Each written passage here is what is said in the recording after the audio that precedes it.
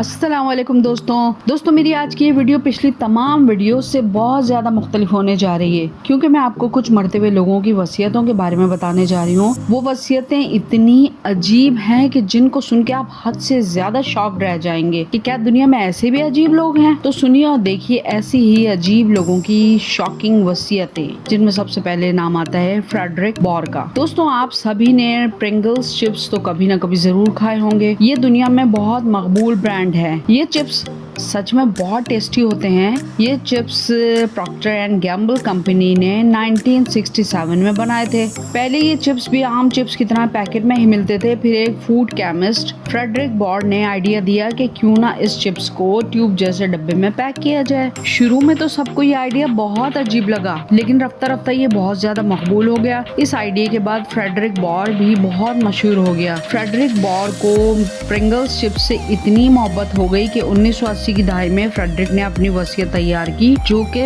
سچ میں بہت امیزنگ وصیت تھی۔ اس نے اپنی وصیت میں لکھا کہ میرے مرنے کے بعد مجھے جلا کے میری راکھ پرنگلز چپس کے میرے پسندیدہ فلیور کے ڈبے میں ڈال کے دفن کیا جائے۔ دوستوں پھر اس کے مرنے کے بعد اس کے اہل خانہ نے اس کی وصیت پر عمل کیا اور آج بھی اس کی راکھ پرنگلز چپس کے ڈبے میں پیک ایک قبر میں موجود ہے۔ اب آتا ہے لوئس کارلوس۔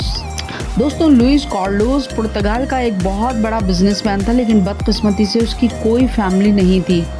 وہ اس بھری دنیا میں بالکل تنہا تھا۔ اس کو شراب نوشی کی اتنی پختہ عادت ہو گئی تھی کہ اس کی صحت مستقل خراب رہنے لگی۔ بہت جلد اس کو احساس ہوا کہ اب وہ نہیں بچے گا، تو اس نے فیصلہ کیا کہ وہ اپنی تمام دولت اجنبی لوگوں میں تقسیم کر دے گا۔ پھر اس نے ایک انوکھا کام کیا۔ اس نے ٹیلی فون ڈائریکٹری اٹھائی، اس میں سے 70 مختلف لوگوں کو سلیکٹ کیا اور اپنی وصیت لکھ دی کہ میرے مرنے کے بعد میری تمام دولت ان 70 لوگوں میں برابر بانٹ دی جائے۔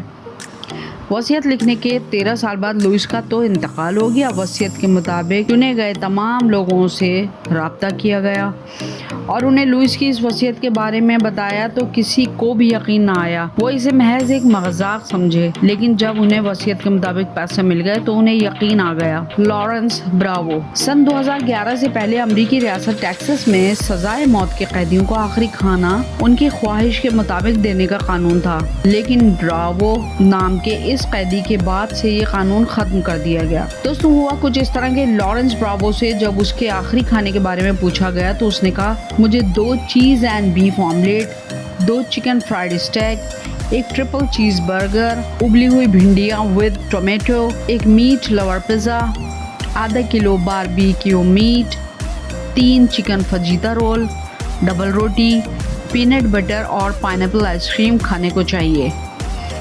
جیل کی انتظامیہ تو اتنی لمبی لسٹ سن کر ہکا بکا ہی رہ گئی، کیونکہ جیل کے کچن میں نہ تو یہ سب چیزیں اس وقت موجود تھیں اور نہ ہی ان کو بنانے کا ٹائم تھا، کیونکہ لارنس کی پھانسی میں اب زیادہ وقت نہیں بچا تھا۔ لیکن مجبوری تھی، قانون کے مطابق یہ سب چیزیں اسے دینا تو تھیں، لہٰذا جیل انتظامیہ کی دوڑیں لگ گئیں۔ انہوں نے کسی نہ کسی طرح کر کے یہ سب چیزیں تیار کر کے لارنس کے آگے رکھ دی، لیکن لارنس نے تو ان میں سے کسی ایک چیز کو چکھا تک نہیں۔ اس کے بعد لارنس کو تو پھانسی دے دی گئی، لیکن اس کے بعد ٹیکساس کی عدالت نے قیدیوں کو ان کے آخری من پسند کھانے کا قانون ختم کر دیا۔ اب بات کرتے ہیں ہم سانڈرا ویسٹ نامی خاتون کا۔ سانڈرا ویسٹ ایک مشہور امریکی خاتون تھیں جن کی آخری خواہش اتنی حیران کن تھی کہ جسے سن کے آپ دنگ رہ جائیں گے۔ سانڈرا بے حد امیر عورت تھی، اسے مہنگے کپڑوں اور مہنگی گاڑیوں کا بہت شوق تھا۔ سانڈرا کو اپنی گاڑیوں میں سے ایک نیلے رنگ کی فراری کار بے حد پسند تھی۔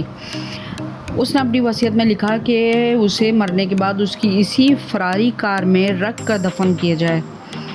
1977 میں جب بہت زیادہ تعداد میں منشیات کا استعمال کرنے کی وجہ سے سانڈرا مر گئی تو اس وقت اس کی عمر 38 سال تھی۔ اس کو اس کی آخری خواہش کے مطابق اس کی نیلی فراری کار میں بٹھا کر اسے نیلا گاؤن پہنا کے اس کی اسی کار سمیت اسے ایک بڑے ڈبے میں رکھ کر ایک 20 فٹ کی قبر میں دفن کر دیا گیا۔ اب بات کریں گے ہم ٹی ایم زیک کی۔ مشہور امریکی قانون دان ٹی ایم زیک کو عورتوں سے شدید نفرت تھی۔ وہ بے انتہا دولت مند تھا، لیکن اپنی وصیت میں اس نے اپنی بیوی اور اپنی بیٹی کے نام ایک پائی بھی نہ رکھی۔ اس نے اپنی وصیت میں اپنی خواہش لکھی کہ اس کے مرنے کے بعد ایک لائبریری قائم کی جائے جس میں کسی بھی عورت کا کوئی عمل دخل نہ ہو. اس لائبریری میں عورتوں کا داخلہ بھی بند ہو، یہاں تک کہ کسی کتاب کی رائٹر بھی کوئی عورت نہ ہو. یعنی اس کی لائبریری میں کوئی کتاب ایسی نہ رکھی گئی ہو جس کی رائٹر بھی کوئی عورت ہو. زیک نے اس لائبریری کا نام ویمن لیس لائبریری رکھا تھا. زیک کے مرنے کے بعد اس کی بیوی اور بیٹی نے لائبریری کے بننے کو چیلنج کر کے عدالت میں اس وصیت کے خلاف مقدمہ دائر کر دیا. اس کی بیوی اور بیٹی اس مقدمے کو جیت بھی گئیں. دوستوں، امید ہے کہ آپ کو میری یہ ویڈیو بھی پسند آئی ہوگی. اسے اپنے دوستوں کے ساتھ شیئر کرنا بالکل مت بھولیے گا. شکریہ.